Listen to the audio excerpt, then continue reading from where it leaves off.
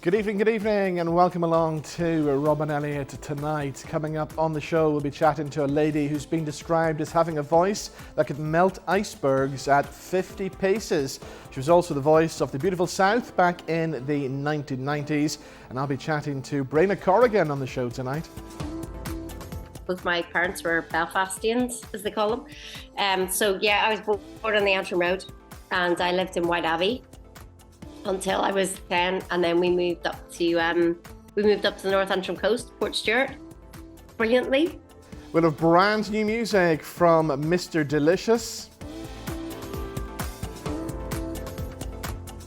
Sean Kelly joins us in the studio to tell us about this year's Cathedral Quarter Arts Festival. We'll be meeting artist Neill Shearer. And we'll be meeting the cast of Action Ability Belfast. Yeah!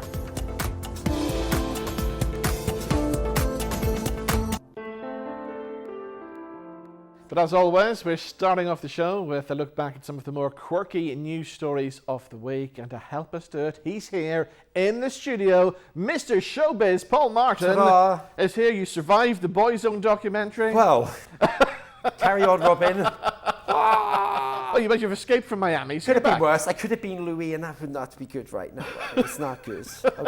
Okay. I'd still do it again, though. Yeah. I'd do it even more. Robin. Yes, I've survived that. Well, talking about Louis, this time last year, he was in the Celebrity Big Brother house. He was. And that's when people liked him. That's when people liked him, exactly. Now, back on our screens, of course, at the moment, what a lineup this year. You know, it's Big Brother should have probably died about 15 years ago, but they've somehow managed to make it better every year. Yeah. I'm just waiting for you to turn up next year. That'd be but Mickey Rourke coming in. What is going on? Hollywood legend. How do you make that phone? Robin, you're in this game. How do you ring up the phone and say, I want Mickey Rourke to come and Celebrity Big Brother? I don't get this, but he's there. He's in the house. It's genius, isn't it? Isn't it? He's in the house with people like Daley Thompson. I know. Well, of course, Daley Thompson doing the 100-meter hurdles beside him every morning, like.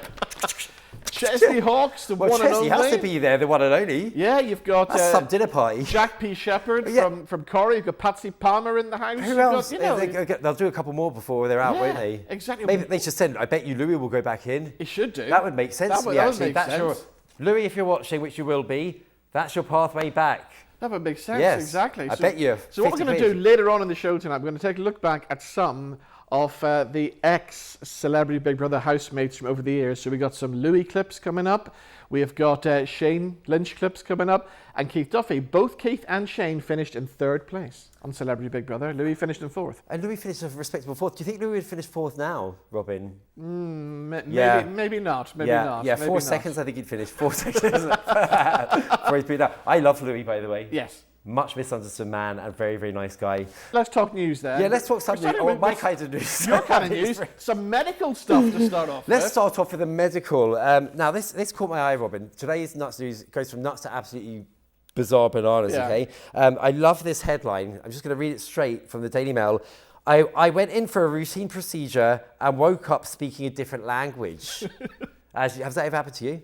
No, but it is a thing. I've heard about this. I have heard similar stories before, but this one takes the cake. So a teenager suffering from an extremely rare brain syndrome, which I will reveal exactly what that is in a minute because I checked with Jenny the doc. Yeah. Okay, so it's all true. Yes, Good on this.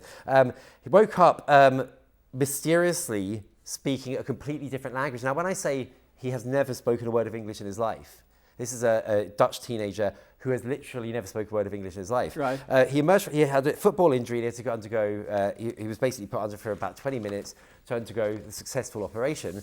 But the problem was he woke up and it says here, spoke in a quote unquote English American Utah. I don't know what specifically makes it Utah accent. Okay, he couldn't speak Dutch anymore. Right. And he'd never learned a word of English in his life. It took him 17 hours to come out of it, and it left people befuddled. They called psychiatrists, psychologists, everything. None of them could work it out. 18 hours later, he returned back to normal and speaking fluent Dutch again. Could it be worse? He could have woke up and gone, right there, what about you there? How's it going, lads? So they'd be really, they wouldn't have a clue. That would be your worst nightmare if that happened. So yeah, who knew? But I have checked out the Jenny doc. Yes. Condition called, This is very Latin here, Robin, and very mysterious. It's a condition called foreign accent syndrome. Right. But that is genuinely the name. I'm sorry it's not something, Clydes or something. Yeah. It's foreign accent syndrome, very original, but that's what it's called. And it's, I don't know, but there's a difference between an accent, isn't there, and learning an entire new language. Exactly, isn't that weird? I wouldn't mind that. Wake up maybe a bit French or something. Exactly, amazing. Not in right. that way. So from medical stuff, we're moving on to history next, aren't we? It's time history lesson. See, I'm getting you in my old age, Robin. I'm becoming very educational to the masses. You're welcome. This is good. King Tutankhamun, of course. The King Kid Tutankhamun. How old is he now? Nearly as old as you, 3,300 years old. Slightly younger than me. Yeah.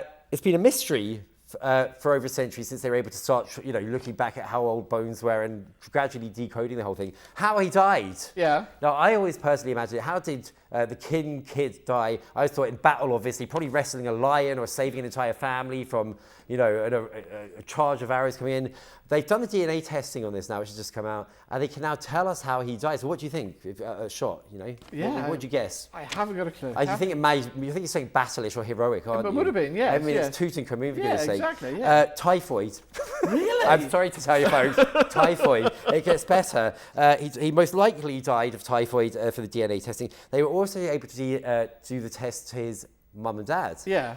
Typhoid. No. It's really, really lackluster and dull, isn't it? Yeah. And also, the DNA testing shows that not only did he not die as a hero in battle, fighting a lion or some serpent of the wild, he actually also suffered from, which was very familiar, it was not an uncommon thing at the time, Robin. He also suffered from severe movement problems and was slightly stunted in his growth because of inbreeding in his family, which was widespread. Wow. So typhoid and inbreeding, Tutankhamun. Enjoy your visit to the old next time you're at there. We're getting it all on the show today. It gets better. And it does get better because they're showing me a picture. Look at this. In the camera there of what looks to be like your hero, yes, Michael Jackson. Here we go, yes. So what, that is it's remarkable, isn't it? Yeah. It's Michael Jackson in the 80s frozen in time. It's literal, and I'm a massive Michael Jackson fan. Is that Michael Jackson? This has popped up. There's no name. Yeah. Check this out. It's on. You'll see it half a dozen times the next week, and it's in Mexico apparently. Yeah. It's over 1 million looks at this already, and it's startling. I think he must have had surgery to look like that. Yeah. But it is mad. That is. Can somebody tell us, please, who is this person? And can you please get him on the show? Michael Jackson's alive and well. There we go, exactly. Fascinating stuff. There you go, educational as well. Mr. Showbiz, thank you so much for Thanks, joining Robin. us. Thank you. Right, time for some brand new music. And the last time my guest joined me in the studio, you'd have recognised him as Delishus O'Toole, a Belfast drag queen. He's now reinvented himself as Mr. Delishus, and we're going to find out more after we watch the brand new music video.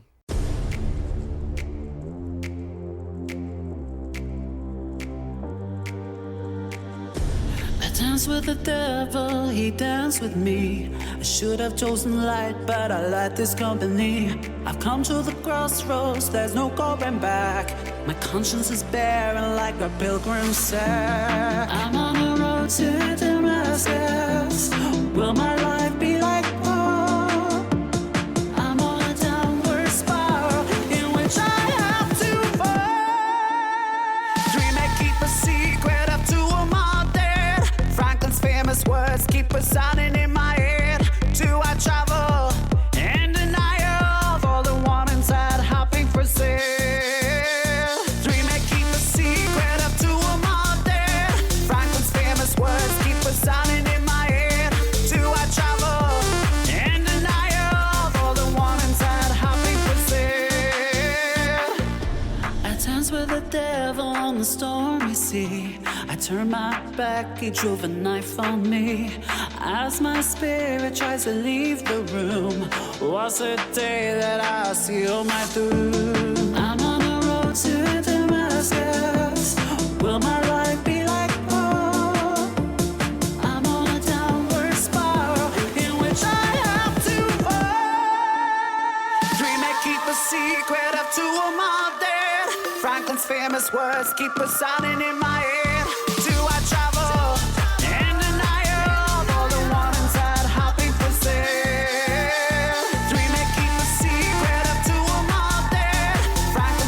Words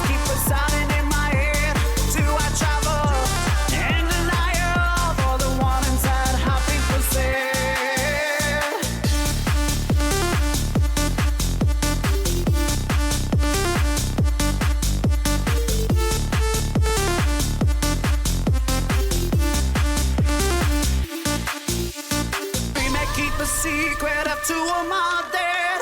Franklin's famous words keep resounding in my head. Do I travel in denial of all the warnings that have been for sale? Three may keep a secret of two of my dead.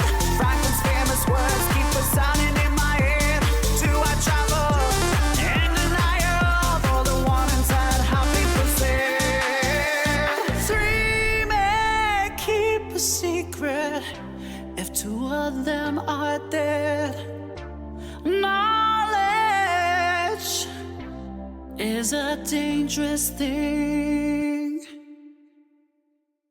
So there we go, that's our brand new music. Last time he was with us in the studio, he looked quite different, as you can probably tell. But that is now Delishus MR, who is here, glittery, sparkly and everything, but looking a lot different from the last time you were sitting Yes. there. What's going on? What's the story?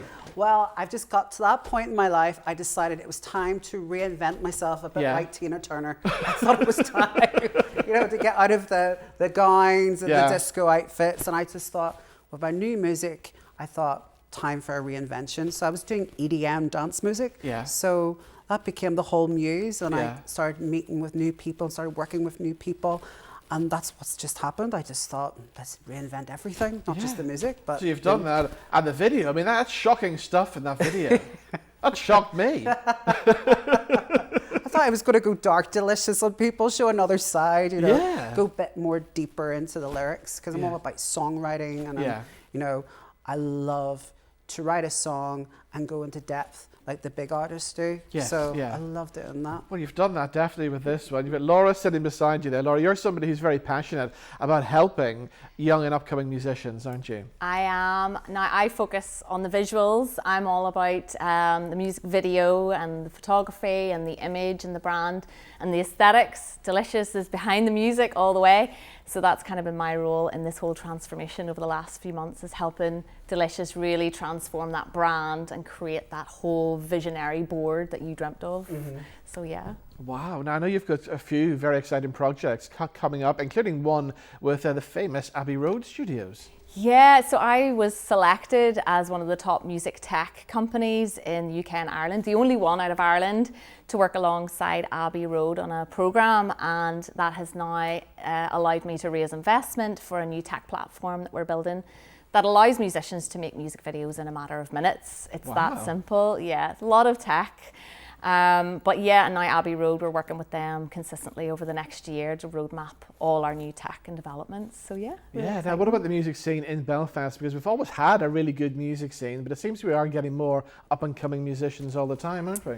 There's a lot. We actually did a fantastic content day a few weeks ago with some absolutely super talented musicians coming out of Belfast, and it absolutely blew my mind. They're not getting the support they need. Yeah.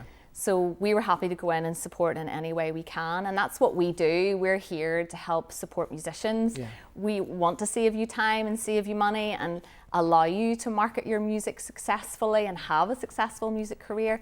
And Belfast is so small and we don't get the funding here the way we should. So me going all the way off to London and working in London and being able to bring back that influence has been really powerful. And to be seen as well, it's not just about the music. You have to have that really good music video now to put on your socials and everything as well, don't you?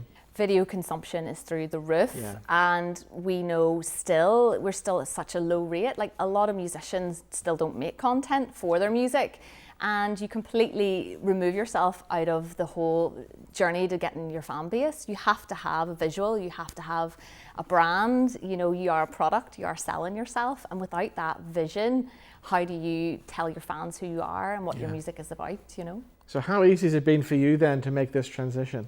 Do you know what? It was very, very difficult at the end of the year, because at the GNI Awards, that was my official last engagement as Delishus O'Toole. And I have to admit, it was so difficult, but I had so much support around me. Yeah. I had my husband, because as you can are married see, now yes, as well. I'm married. Yes. Going to be in the Ulster Tatler this month. And also an article about Delishus MR, so thank you, Ulster Tatler. And yes, so it's just been amazing. And plus I've had support from Loraa, and other people in the industry as well have helped me. Jessica Hammond, you know Yeah, very, of very course, well. yes, yeah. She's been a guiding light. Who's making a big name for herself in the production world, isn't she? Massively. Yeah. She's done so much for me. We work so well together. We're working on another Eurovision entry. Right. We have one already in motion, and I am associated with one of the biggest music managers in the UK. Well, one of the biggest managers in Northern Ireland, actually. Right. But I'm not going to pronounce the name just yet because it's still ongoing Okay, at the yes, moment. of But I will course, be yes, announcing yeah. who that will be very soon. Yeah. But he thinks that one of my songs could end up, and being Yeah. a Eurovision potential, actually. So, but I'm really focused on the EDM dancing as well. That's Yeah. my end goal, if you know what I mean. Brilliant. What about Eurovision this year? What do you think of the acts? There's a few good I'm ones. loving the UK act. I have to say, I'm loving the No, UK, the UK girls. one's great. I was thinking of Ireland, actually. So I was thinking of Ireland, actually. Ireland was actually really strong this year. I actually thought it was hard to call who was Well, going. we're all getting behind Samantha Mumba, I think, weren't we? I was behind Samantha Yeah. Mumba, Yeah, personally. why not? Bring Yes, back an icon. yes. That's my generation. I love Samantha. Why not? Oh, I love her. Just we're all on that journey with her way back in the beginning. I mean, I know. remember her being She on this came TV second, show yeah. 20 years ago as well, So, Really? yeah. You had her here? She was on the show, yeah, way back then too. So, And she was a runner-up as well, she- which was yeah. even better. So I was rooting for her, to be honest Yeah. with you. I like a good comeback queen. So like, look at me, I'm a comeback here. Again, how many reinventions have I had over the years? oh, I know. So there's lots of things to look forward to then. I had a with you. great year last year. Yeah. It was phenomenal. Yeah. Sorry, I can't even say the word. I sound like some other celebrity.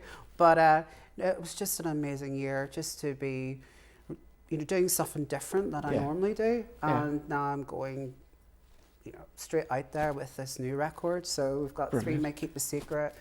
Then we've got the remix of Take Me Out, which is going to celebrate, drum roll here, that the video is now approaching 1 million views Wow. on YouTube, and it's increasing every day. We are like over 700,000, and it's probably because it's Eurovision month Yeah. and there's a lot of heat on the record. So what does 1 million views do for somebody then? Does it mean you're going to make a few quid off YouTube, or what does it mean? No. I would love to say that you make money off YouTube. Unfortunately, look, I have deep dived into the research on all of the impact of what a music video can do for an artist. Fundamentally, it is just a marketing tool, and that needs to be your main focus when you do a visual of any kind of content. The key here is that when you do a music video for YouTube, is that it's legacy content. And you're not just, flash in the pan, fast fashion content like Yes. TikTok. And I think that's the key, and that's kind of what I try and educate the artists on. You may think, oh, music video, oh, so much effort, so much time, so much money, but that's your legacy content, because you don't know 5 years from now, 10 years from now, that piece of content could blow up. Yeah. Like now TikTok has got people coming back and back 20 years, 30 years after they've released a song. And if it isn't for that iconic legacy content, they wouldn't have, anywhere to go. So it is really important. You don't make money from it, and I try and make sure that people understand, don't go into this because you're going to make money from the video. Yeah. You're going to make money from your song and what that song can amplify you to do. Streams, merchandise, touring, getting that record deal, and it just needs to be that platform. Brilliant. Okay, if people want to reach out to you, can they do that? If they Yes. Want to, yeah. I mean, I love talking to musicians, and that is a daily for me because I love getting feedback from them. I love showing them ways to make content on a budget. They can find my website, which does everything for you, which is musicvideomarketplace.com. And you can reach out to me and I'll happily answer any questions. Yeah. Brilliant. You're going to do something for us now, aren't you? Yes, I've got this is another exclusive song for you, and it's called Mary Jane. Okay, guys, thank you so much for coming in, and Thank you're going to you. hear Thank it you. first on this show. Delishus MR, if I said it properly, yes? Yes, you did. With Mary Jane, here we go. It may sound maudlin, but soon will pass. Just give me the powder on a shiny glass.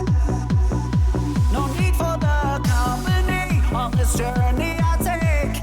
I can fly from buildings I won't break. 'Cause when you're high, it's a long way down.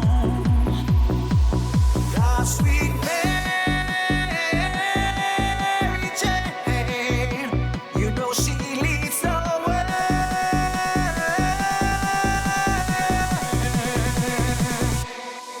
Ah, sweet Mary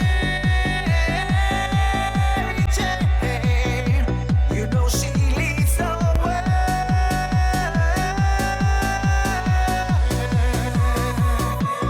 You know that you need me sacrificing with promises so enticing. Ah, sweet Mary Jane. Woke up this morning in a world of white. Medics are saying I took a bad trip last night. To face the world alone, to smoke, to hide nowhere. Looking in the mirror, I don't care.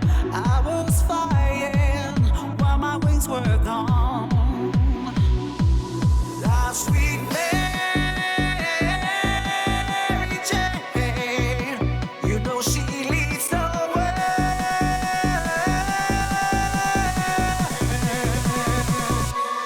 Ah, sweet Mary Jane, you know she leads the way.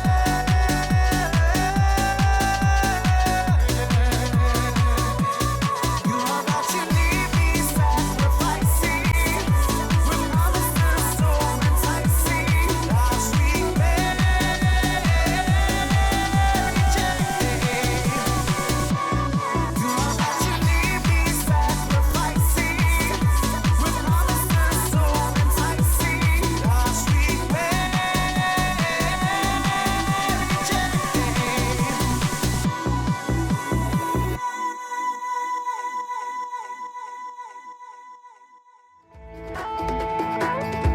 Would you like a jelly baby? Would you like a jelly baby? You care for a jelly baby? Have some jelly babies. Would you like a jelly baby?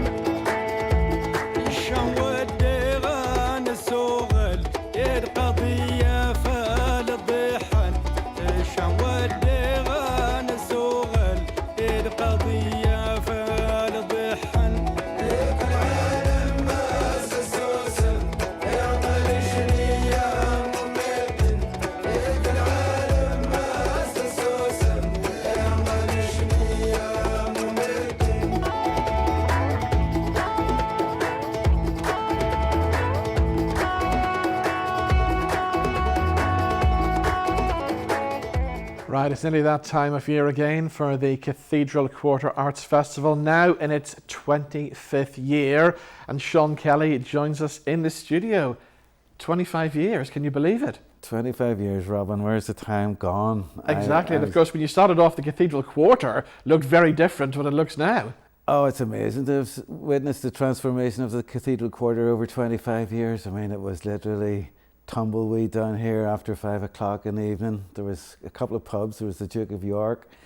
The John Hewitt just opened around that time, and there was a cathedral, and that was pretty much it, you know. And did they tell you were crazy for starting a festival back then? People did scratch their heads a wee bit, but we just felt that the city needed something a wee bit more accessible. I suppose there was a more established festival, but it was kind of located in the south of the city, and it was quite expensive to go to, and it seemed to have quite a narrow definition of what constitutes the arts. So we thought, with the arrogance of youth, that we'd be quite punk rock and just start our own festival. Brilliant. Well, you did. We did. Still going strong today. I was talking earlier on to somebody and saying one of my highlights over the years is seeing Camille O'Sullivan live on stage. She's coming back this year.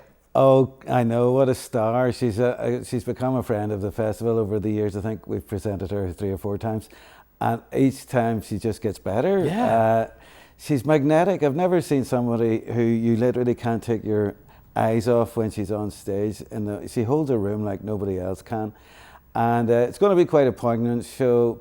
She was a great friend of Shane McGowan's, and she knew Sinead O'Connor well. And she's kind of paying homage to some of the great artists we've lost in recent years. Brilliant. Now, staying with the female artists, you've got Lisa Hannigan's coming, Gemma Hayes. You've got a great music lineup this year. Yeah, I think music is really one of our strongest programs. Looking back over the years, I think some of the people we've got, including Lisa Hannigan and Gemma Hayes, it just came together. Sometimes you plan these things meticulously, and sometimes you get lucky, and some artists happen to be touring when you need them to be. So, but yeah, I think I'm particularly pleased with it, and I'm pleased that it's quite a diverse program with music from all over the world. So, you know, you've got Araj Uftab, and you've got Tanarawin, and you've got people like Andy Irvine. So it's eclectic, and there's, you know, it's a cliche, but there is literally something to suit all music tastes, and yeah, it's something we're very proud of. You got the four of us coming. I'm looking forward to, always look forward to see the four of us. Well, the thing is, you know, we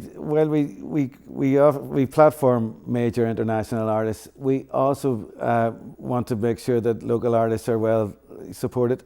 And so the four of us have been an institution in Irish music for 30 years or more.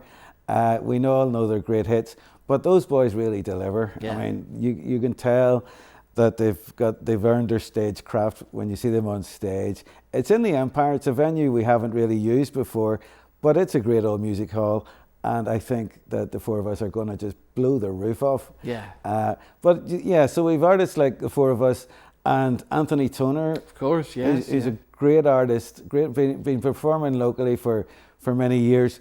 But, you know, not often has anybody sat back and give Anthony a big band that, you know, there's a big supporting cast for this show. It's in the beautiful surroundings of St. George's Church, and it's a big production number. And I'm delighted to see Anthony getting recognition after a long time just putting out quality albums, doing quality shows. Hopefully, I mean, one gig's already sold out, another's almost sold out.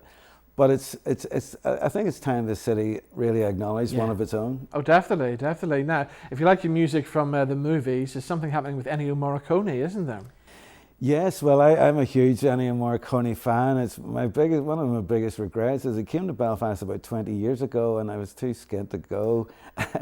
But there's a brilliant six-piece classical quartet, six-piece bunch of musicians, including soprano and violin, piano, and they're coming to do. We've already we did one show in Out the Lounge in the Black Box, and it was amazing, and it sold out. So we got them back straight away for May, and it's basically the whole of Morricone's career, from The Mission to A Fistful of Dollars and all the classics. Brilliant. And it's mesmerising. Yeah. It's going to be beautiful. Brilliant.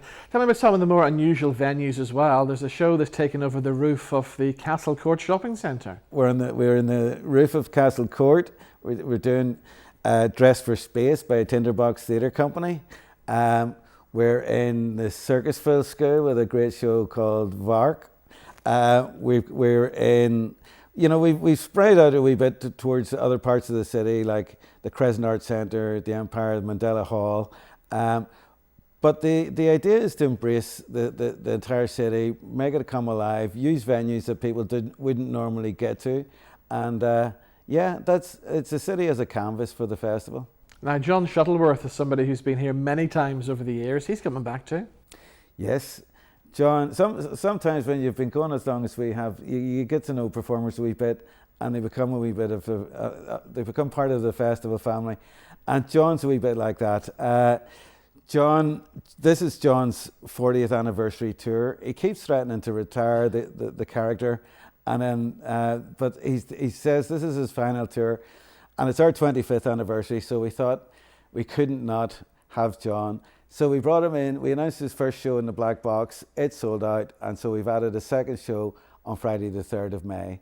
But it's going to be amazing. Brilliant. I want to mention as well the Pulp guitarist Mark Webber, because he's got a book out as well, hasn't he? Yes, it's an amazing story, really. Mark Webber was one of the band's earliest fans and collected a massive amount of memorabilia from the early Pulp years. He's in the last few years, he's actually joined the band as their guitarist, but he's put together a beautiful kind of art book that features all the early flyers and badges and all the paraphernalia that came with the early. Pulp were always very arty, and all those artifacts look great now collected in book form.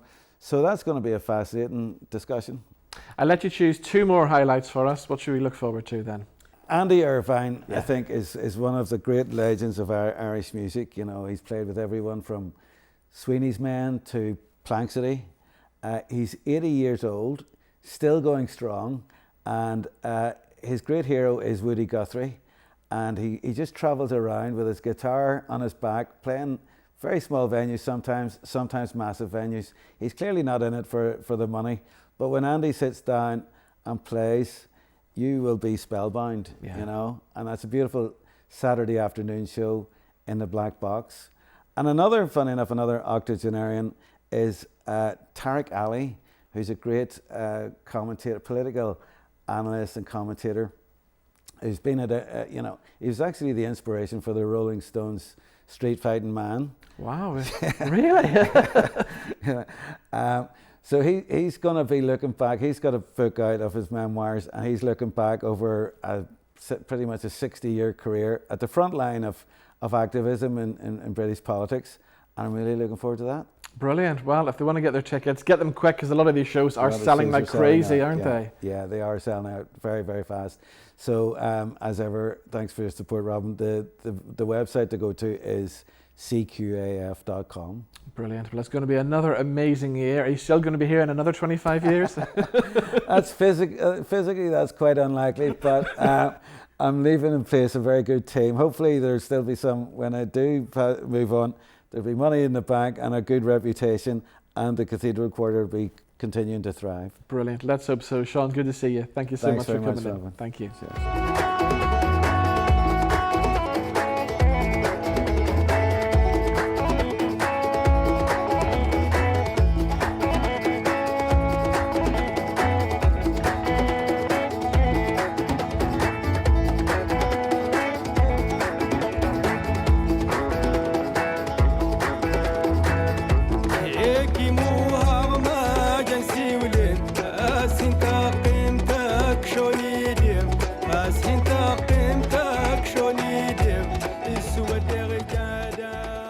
So at the top of the show, we were talking about the brand's new series of Celebrity Big Brother. We promised you some clips from the archives over the past 21 years. So let's take a look back at some of the Celebrity Big Brother contestants. Now, two of these guys have something in common. They finished up in 3rd place, and the other one finished up in 4th place.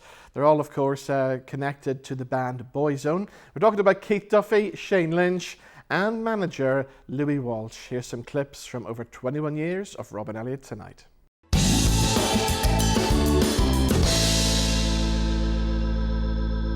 So we know you from working with the boy bands, Hometown, Westlife, Boyzone. Which one was your favourite? Easily my best band to work with was Westlife, because they sold 45 million records. Yeah. They were easy to work with. They got on. They were friends before they became famous. Yeah. And they're still friends, you know. And of all the bands, they were great. Boyzone was great to start with. Girls Aloud was a little bit of a nightmare, you know, because I inherited them from the show. Of course. But they made great records, you know. Shane Ward was the one person that got away that should have been much, much bigger. Right. He's the one person, you know. But, you know, I still love the business. Yeah. I'm still enthusiastic. I was thinking earlier on, I remember having a conversation with Keith Duffy one time, and he told me when Boyzone first started out, they met Philomena Begley, and Philomena was giving them her advice on working in show business, and she said, guys, you got to remember this, be nice to the people on the way up, because you'll need them on the way back down again. Is there a piece of advice that you pass on to all of the acts that you work with? I'm really honest with people I work with, you know, and I tell them, just don't believe the hype, don't believe the publicity. You're lucky, you know, if you've got talent, it's great, you know, but don't be carried away and don't believe your own publicity. Okay, that's great it. stuff. Belfast is one of my favourite places in the world. It really is. The way that the city has been built up now, the Quarter Cathedral, or the Cathedral Quarter, should I say. I mean, the bars, the restaurants, it's just, honest to God, I spend a lot of time in Belfast, and I just think the options that you guys have for whatever you want to do up there now, you're spoiled for choice. And yeah, like you say, I'm always very well celebrated and welcomed in Belfast and in the north of Ireland. In fact, our very, very first concert back from the pandemic was a big open show in Derry. And it was a huge success with Joe Gallagher up there. And It was a great night to come back with the full live band, big open live open air show, and the reception we got was phenomenal. So it won't be that long before we're back performing in Belfast again. Like all boy bands, it has to come to an end at some time, and it did in the year 2000. And that kind of sends you in kind of dark period of your life, didn't it? Funny enough, I was already dark. Right. And it was probably what saved my life.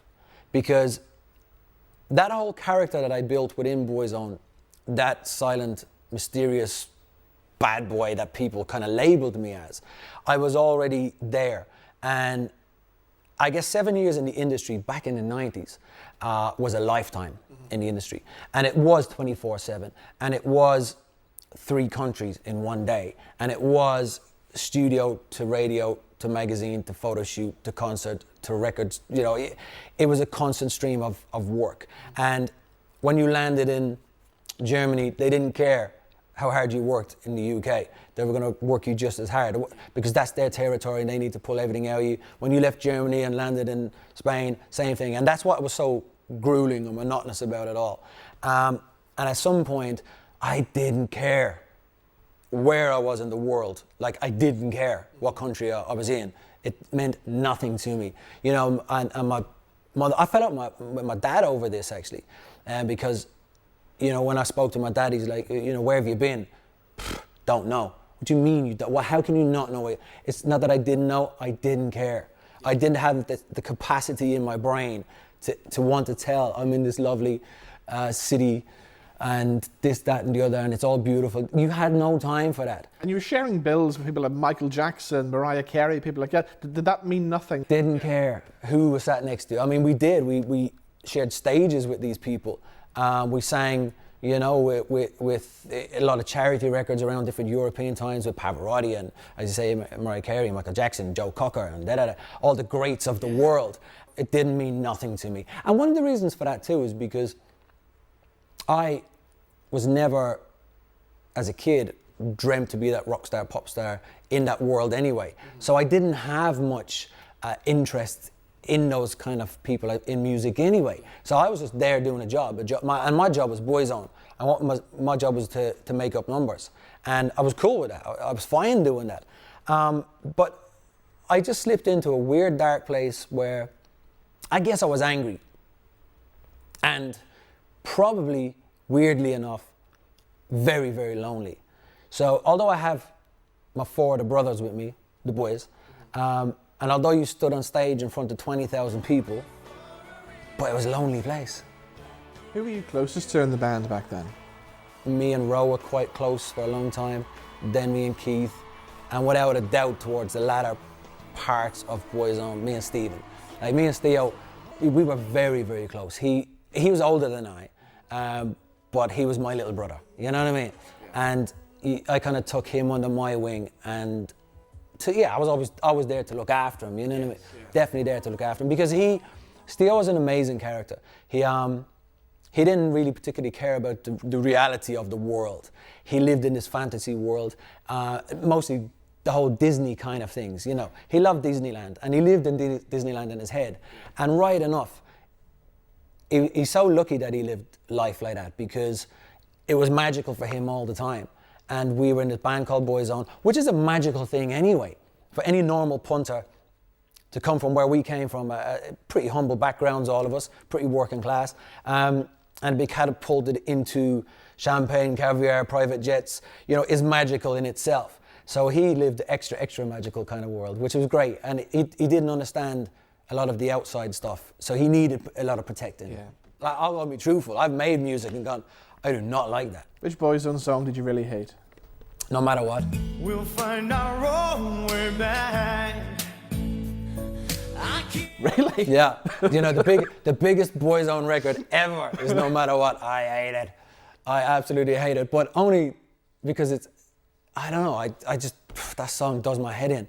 And amazingly enough, it's such a magical song for so many other people. Lyrically, I know it means a lot to a lot of people, but for me, in the band, I hate that song.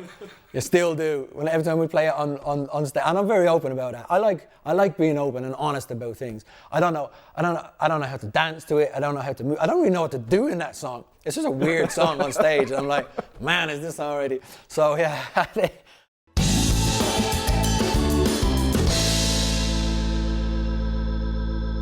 Now, my next guest on the show this evening is making a name for himself in the world of football, but not as a player, by painting high-profile football stars. We'll find out more because Neill Shearer joins us in the studio. Neill, how are you? I'm good, Robin. How are you?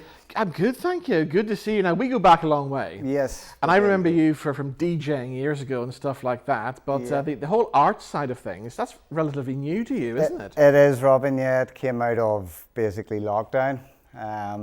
As everyone was bored, didn't know what to do, I decided to pick up a piece of wood, some acrylic paints that were lying about, and painted my dog. From the moment I put that up, I had a few friends wanted, can you do my dog, can you do my pet? And I sort of went, well, I'm pretty good at this, I've realised, you know. So I wanted to start going into, I would support sort of Liverpool, so I wanted to do a few Liverpool ones for my walls, get them up, and might as well do them if I can paint them now. And the moment I posted them on Facebook, I was just inundated with requests. Can I buy this? Where can I get one? So I couldn't stop from that point, you know. So to start, you know, you must have been good at art to start with. You don't just pick up a brush one day and do it. No. I mean, back in school, I would have been quite arty, where it was more cartoons, you know, Teenage Mutant Ninja Turtles and stuff like that. Unfortunately, though, when I grew up through school, we had no permanent art teacher. It was always stand-in teachers who clearly didn't even do art.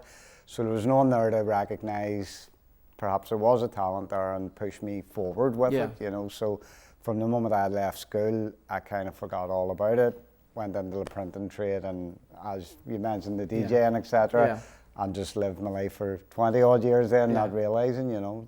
So painting has kind of taken over your life now, hasn't it, really? It's totally taken over my life, unexpectedly, you know. I'm still quite humble with it all, you know, and feel like I'm still learning, you know. I mean, I'm trying things that probably aren't meant to be for an artist to do, for instance, using coffee mixed up in water to get my skin tones, etc. Wow. I mean, it's just trial and error. This one, everybody knows this is Peaky Blinders. So what's the kind of idea behind this one then? So because we've now launched the website legendsoncanvas.co.uk, footballers, yes, you've legends in the game, but you've also legends in music, TV, film, etc. And I wanted to then expand what I'm doing, you know, from being a sports artist to being able to turn my hand pretty much to everything. So again, going into the Legends theme, Robin, Peaky Blinders is one of the biggest shows. It's been on the TV, I think, a long while. Cillian Murphy, obviously the main character. So I knew that this is one that it needs to go onto the website, you know, and draw more attention as such, you know. And what about techniques and stuff? Did you use coffee in this one? Yes, so as you can see all the dark shadows, etc. here, so that would be either multiple layers of the coffee or extra coffee added to get the darkness, because I find that it's more transparent, so you're able to see the, you know, what's below it, and it gives it more of that shadow effect on the skin tones more than anything, really. So yeah, it's a bit of coffee in it, Barrow pen, whatever I could find that worked. There's a few sort of the lines around the eyelashes and stuff. Oh wow! As you can see, different colours of smaller pens and so on. Just and through it, I mean, I just try to use what I feel is going to work, you know, for what I need to achieve, really. And with not having anyone to guide me in art, etc., I think I've just winged it as the best as I can, you know, to get it, and it's worked so far. Yeah. And the next big thing would be get his signature on there as well, wouldn't it? That would be the plan. We've been lucky enough to get the sports stars, etc., on you know, their autographs onto it. So there's a space here for him if I ever get the chance to get it signed. that would be the plan, you know. Tell us about the big sporting ones then. Pele and Maradona you've done, haven't you? Pele and Maradona. So we had actually approached quite a big auction company over in England. They're called Hanson's, and we had went to them initially with sports memorabilia that we had signed by the players, but they weren't really interested in that. That wasn't a big enough ticket item for them. Yeah. But when they seen my artwork, then they fell in love with it straight away and asked me then would I do 2 specific paintings for the auction. They have Pele's match-worn shirt from when he scored his 1000th goal, as well as then Maradona's shirt pre the World Cup that they won that year. They're expecting the Pele shirt to reach around 500,000. Wow. So now I don't think my painting will reach those kind of figures, but you know, the fact that I have my painting along with that at an auction, I couldn't believe it really, you know, and it seems that this might be the beginning of a partnership. You've also got one of your paintings hanging in Anfield as well, haven't you? I've painted at Anfield, so I would have done quite a few of the Liverpool players, and we were able to get them signed by the players at the time. Quite a few of the players then I had done as painting specifically to gift to them, whether they wanted it or not. Really, they ended up with it. But a few weeks later, I got a few text messages from people telling me that, you know, your painting's up in Andy Robertson's private box at Anfield, you know, they could see it. So again, that was another wow moment for me, you know. It was like, how is this even happening? You know? You've done Gaza as well, haven't you? Done Gaza, yep. He's been, he owns one as well, which was his favourite moment, where the dentist chair, as they call it, where he scored and lay down and they all squirted the water into his mouth and that, you know. So he loved that. He's got his own copy of that as well. Wow, now we do have a Chelsea fan lurking in the corner of the studio here as well. Have you done any Chelsea, any players? I have. So I've Gianfranco Zola done at the moment. And I have plans to do a few more. I mean, I know I have to do Frank Lampard, you know, of course, he's big. Connections to Northern Ireland, obviously, now with Christine, you know, so super Frankie Lampard, super Frank, and so I have to do one of him. You know, they're probably one of their biggest legends. Because you've done our Northern Ireland legends. You've done Jerry Armstrong, haven't you? We've done Jerry. I've done a couple now for Jerry. I think you were there the night at the Europa when we put one. I think it brought in about 450, 500 at the time, you know. So we've done a few for Jerry and David Healy as well, obviously. He really liked the one that I'd done of him as well. And I'd been told that sometimes he doesn't like to see paintings of himself. So for him to say he liked it, I've been told is a bit of an honour. So who's next then? Who's on the board at the minute? So what are you working on at the minute? On the board at the minute, we're trying to sort of work towards people that are in the, you know, in the now at the moment. So we're going for Luke Littler. Right, the yes, darts. of course, yes. I think he's going to win the Premier League darts again. And that's what I'm on at the moment then, Luke Lenook. Brilliant. Well, good to see you, Neill. Yourself too. Best of luck with everything. Your website, if you want to check it out, is legendsoncanvas.co.uk. Good to see you. Thank you, Robin. Thank you.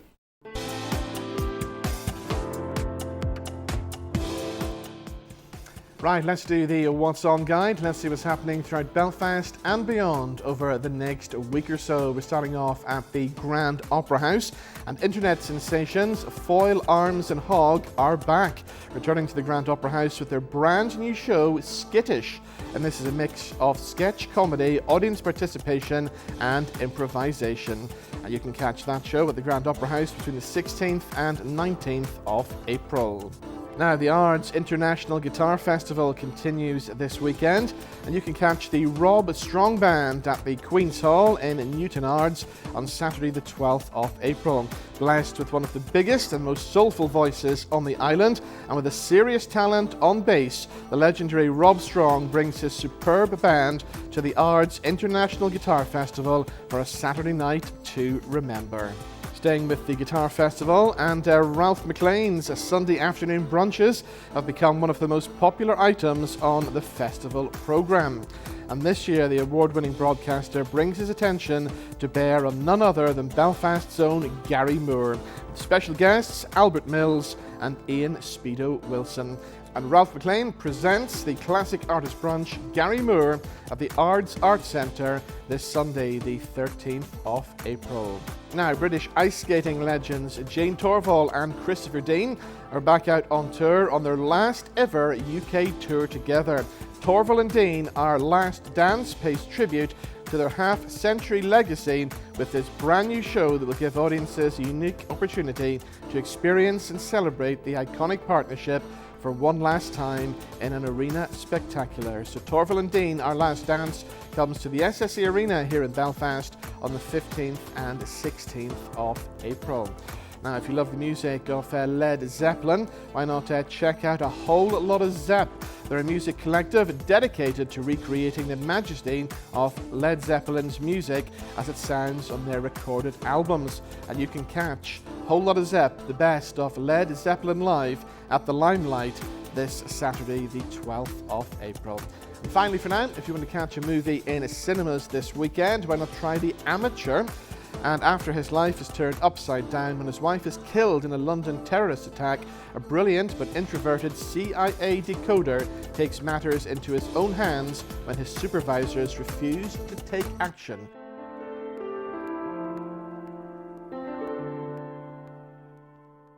Right, we're looking ahead now to Tuesday the 3rd of June, which is one of my favourite nights of the year because it means I get to share a stage at the Grand Opera House in Belfast with these guys who are joining me now from Action Ability Belfast. Good to see you all. Yeah!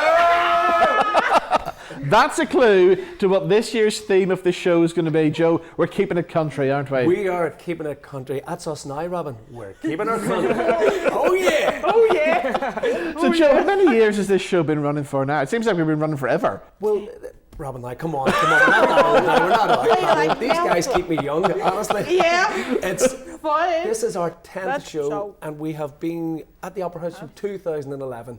Wow. And then we look at COVID and different things. Exactly. Yeah. So we've done everything from the 1980s, we've had Elvis, we've had Flash Harry, we've had everybody. We've had the 90s, the rave stuff, we've had everything. Yeah, so exactly. So what can we expect? Because I know you like to keep me in suspense until the end before I get the script in my hands, but a little clue, what can we expect this year then? People know what country music is like. Yeah. I mean, when you get a country song, it's either a love song and it's all break up and break up, yeah, right?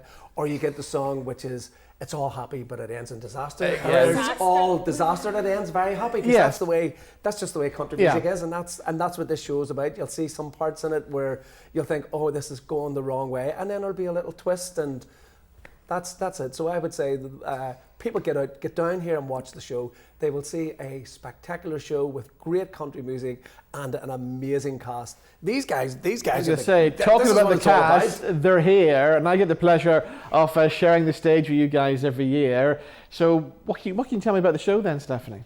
Well, I can tell you that I'm opening the show this year. Really? Yep. Woo! Wow. I'm the one opening the show, so I'm in scene 1. Brilliant. Okay, and is there lots of laughs to be had this year? There's always lots of laughs to be having, Robin. And that's on stage and off stage as well, yes, because you never quite know sometimes when you get a job like mine to be the narrator in the show, you're laughing because you're the one who usually causes all the trouble, doesn't she? Every week. It's always you, Danielle, every year, isn't it? I maybe laugh so much. I'm in Jolene's scene with Colleen. I like this. I'm really like hyping the show, but Mum was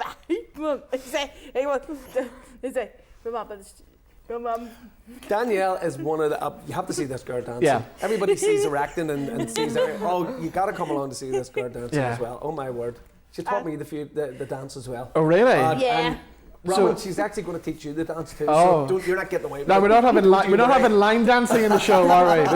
There's no line dancing, no. Oh. Don't get it away, Robin. There might be. Don't get Joe, it away. the thing I love about these guys as well, and the team behind the scenes on the show, you work so hard on this. It's like a whole year-long project to get this show up and running, isn't it? It is, but Robin, we'll have to tell you, it's a pleasure working with these guys. We have our ups, we have our downs, we have our arguments, we have our shouts. The guys know when I come in a huff and they kind of go, oh no, he's at it again, he's huffing, we better learn our lines. But no, honestly, it's a great team effort, and the cast, as I said, they're the guys that sell the show. This is what it's all about. It's all about people on the Grand Opera House, one of the biggest stages in the world, people with a disability, now there for 10 years, and as I always say to you, they're on merit. Yeah, exactly. I mean, it is amazing. It is amazing. And it is an entertaining night out for people who haven't been to see this before. If you want to experience something a little bit different, something new, come and see this show, because it is, it is hilarious. A lot of the jokes normally aimed at me, but it is. And you know yourself, Robin, you've go to a lot of the shows at the Opera House, you know, and you know the standard that is there, you know, and that's one of the things that I always say to the guys, you know, it's that standard has been maintained, you know, in fact it's just get better and better with the experience of being on the Opera House and you know, and the support from the Opera House as well, you know, and everyone that's been involved with it, you know, it's just been amazing. But all these years doing it now, the challenge is going to be, how do we top this for another year then as well? It's always the way, isn't it? We're actually always the way. We're in the process now of looking at next year's show, and we're kind of like, we're kind of scratching our heads at the moment. Yeah. Those who have hair scratch their head, but I just scratch, you know. So yes, if you're a country fan, if you're not a country fan, and you just want a great night out as well, Tuesday the 3rd of June, we're back at the Grand Opera House with the guys from Action Ability. It's going to be good this year, isn't it? Definitely. You got a big hold down here. Gonna be Brilliant.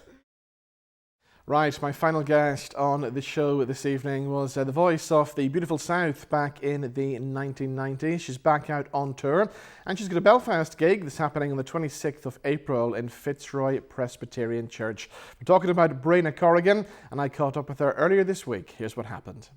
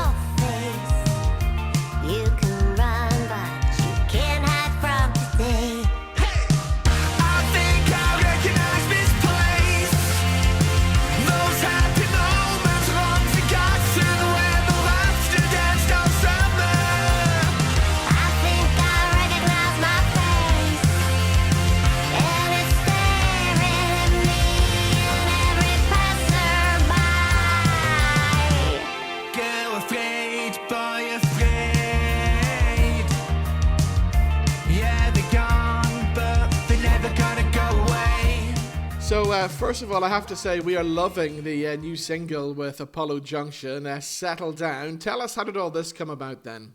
It was extremely random. Jamie from Apollo Junction has sent me a few messages just on social media saying, yeah, we're big fans of your voice and we'd love to you to sing in a duet. We've got a song we think you'd sound great on. And usually I kind of, you know, I don't really respond to that stuff. But I don't know, for some reason I was sat with my son and for some reason I kind of went, here Milo, what do you think of this? What do you think? Do you think this is legit? You know, whatever. And he was like, yeah, well, you know, they're definitely a legit band at everything. So I kind of sent Jamie back a message saying, sure, send me the track, let's just see. And then when I heard the track, I thought it was great, you know, and checked in with my kids again, and they were both like, yeah, it's really great. So I just thought, yeah, why not? Let's do it. So literally within a couple of weeks, we were recording it. So yeah, one of those completely random sort of, just a feeling thing, actually, you know, I will do this. Yeah, why not? It sounds like a good crack. So I did. And anyway, I love Leeds, so. Oh yeah, and it sounds great at the minute as well. It's a great summer tune, and with the sun shining out there today as well, it's a perfect summer anthem, isn't it? I think it's such a summer song. It feels like a real summer song. So yeah, I'm delighted. And I think it's people seem to have liked it a lot so far. So yeah, great. Cool. Brilliant. So you're back out on the road. You're touring all over the place. There's a lot of tour dates. So is it good to be touring again after being away for so long?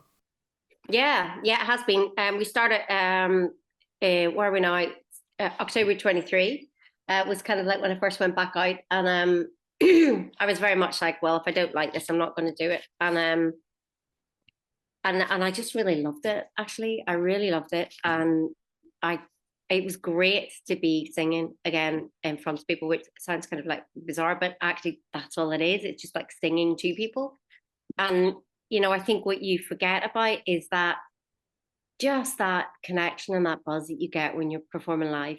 It really is like nothing else. And so I love that. I also, I felt so much love from fans and I really didn't expect that. I was like, I don't know if anybody's going to come. Like, I don't know where this is, but I'm just going to, I don't know. I just felt like I needed to do it. And and I had great response and so much love and I had a great time. So I thought, well, I'll do this again. So yeah, so this is our fourth one.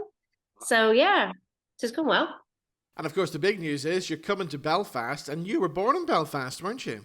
Yeah. So both my parents were Belfastians, as they call them. So yeah, I was born on the Antrim Road, and I lived in White Abbey until I was 10, and then we moved up to the North Antrim coast, Port Stewart, brilliantly. Yeah, what a great place to live, especially as a young person up there. But amazing, I would imagine. Yeah, it was really amazing, and I think we're growing up in the Troubles, and like I can't even describe the feeling of moving from White Abbey, which I know is very shishi now, but was pretty much not shishi at all when I lived there. Of moving from there, and that claustrophobia of Belfast in the late 70s. I'm moving up to Port Stewart, which is it is like another planet. I don't know if you spend any time on the North Antrim coast, but it doesn't feel like Northern Ireland, No. In that, it just feels quite removed in the most wonderful way. And that's not knocking Belfast at all, it's situational. But yeah, what an incredible place to grow up. And I really do. I think it changed me massively as a person. And I still think Port Stewart is 100%. North Antrim coast has a piece of my heart forever. It's just such a wonderful place. And when you were growing up, was there always music around you? Yeah, I mean, my dad was a musician. My mum and dad used to do the Newton Abbey Operatic Society. Right. So my first memory was them. They'd be out every, a couple of nights a week it was down somewhere in White Abbey, and they used to rehearse, and so it was really such a vibrant thing. And I remember them when we were young. We must have been young. They bought a bus. The Newton Abbey Operatic Society bought a big old bus and did it up. So it was like all my uncles and my aunts were in it, and like loads of people from the local area. And they used to go down to Waterford and do the shows at the kind of. So there was always this. Definitely music, theatre, that sort of stuff was always around. My parents were both teachers, so they were regularly brought down to earth.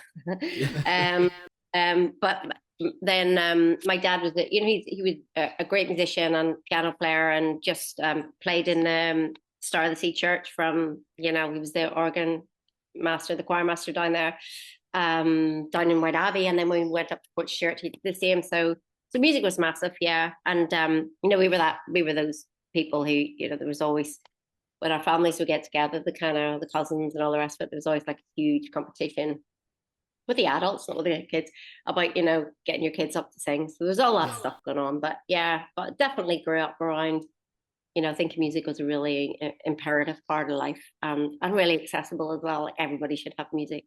Yeah, definitely. So when you come back to play Belfast then on the 26th of April, will you have any of your family members in the audience come to see you? I think my brother and my sister-in-law, they'll be there. Maybe my niece, who now lives near White Abbey, which is kind of really weird. They're kind of Derry people, but and I think my cousins are coming as well. So there'll be a batch of them in there, which would be really nice to see them again. So what can we expect from the show then? Obviously, we'll hopefully get the beautiful South songs that you sang on. Yeah. No, we have some beautiful South classics happening. And we play, our lineup is guitars and cello. So we kind of, obviously we're rearranging the songs or whatever. But we got the three part vocals as well happening. So it's a take, they're slightly different, but people seem to really love them, and you still have the Beatles, it is the song as it is. Yeah. It's just slightly different arrangements. If you go from that kind of like the full band plus brass and kind of reduce that to cello and a couple of guitars, it's kind of fun. It is fun actually. So that's some of my solo work.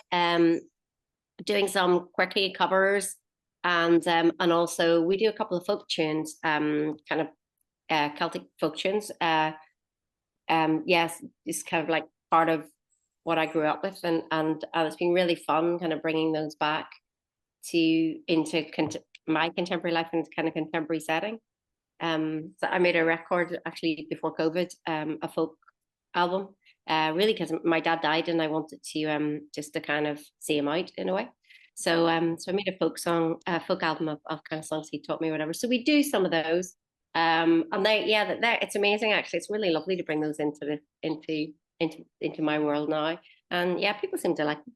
So yeah, so that's what you can expect. And it's a chatty show. There's a bit of crack to be had at it, hopefully. So yeah, and lots of beautiful music as well. We've got the cello is an amazing instrument, and the guitarist is Colin McLean from Belfast, actually. Colin McLean, I think he's known as more. Of course, he did live in Portstewart for a while, so still that connection. But yeah, so he's guitarist for me, and he's a pretty phenomenal guitarist. So yeah. Excellent. Well, we're looking forward to that. I mean, I was counting up the years there as well. 35 years. Never ever do that. Never That's do scary. that.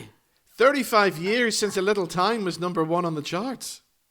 I know, it's just shocking, isn't it? Of course, I was only 10 at the time. Of course, yeah. That must have changed your life forever at that period. Yeah, well, definitely. I mean, it was quite an incredible period, and it happened so soon after, I finished college and sort of went straight into join the band that November. So yeah, I mean, those kind of like random things that happen, they just kind of are seismic in terms of how they make you understand the world and really, where you end up. Must have done things like playing Top of the Pops and shows like that. Yeah. The good old days when we had shows like Top of the Pop and the Words. Yeah. Yes, played Top of the Pops. In fact, we played it when artists were still miming, and then we also played it whenever you had to actually sing in real life in front of people. So that was okay because we could sing, but yeah. So played Top of the Pops a few times, and those are always those are, I think those are probably like really amazing moments because all my memories were myself and my brothers.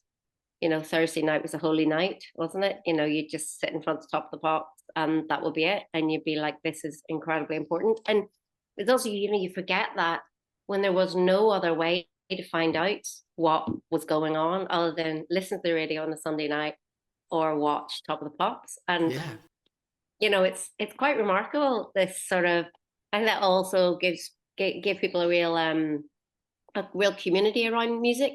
That sometimes I think it's harder now because there's so much music, and there's so many ways to kind of process your music or get your music or get access to it.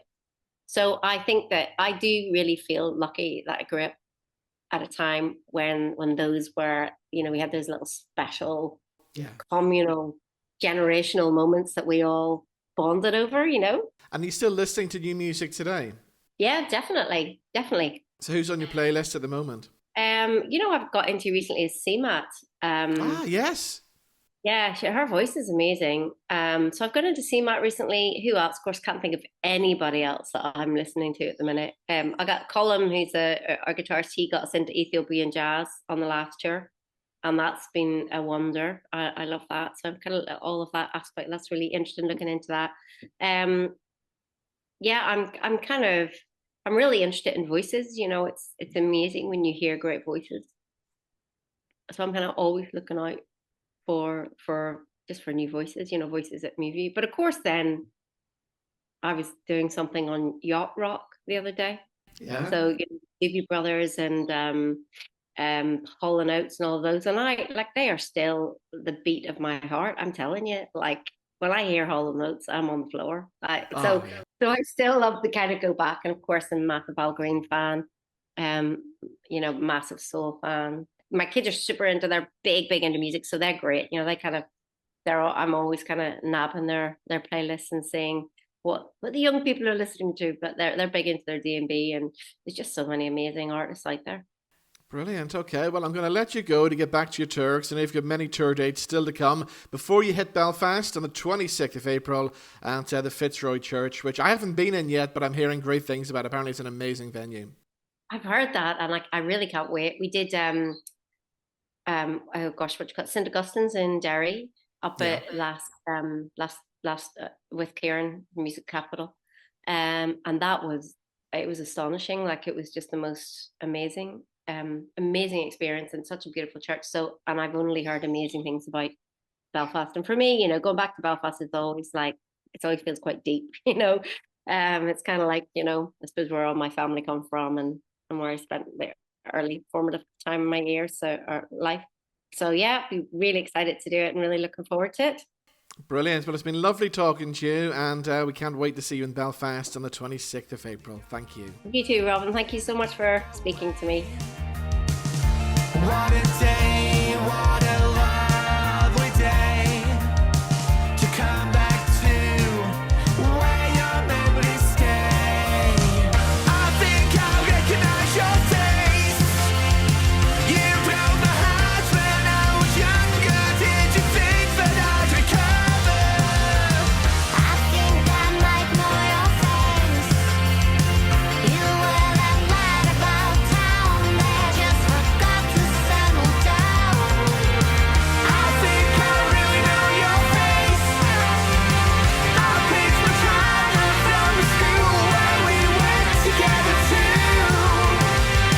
I think I do, I know your face. You had the perfect waiting, but forgot to do the love thing. Sometimes you have to go far to find out what's close. Sometimes you need to leave to know you truly belong. These quiet corners, familiar streets, help me breathe, let me see. Well, I can see.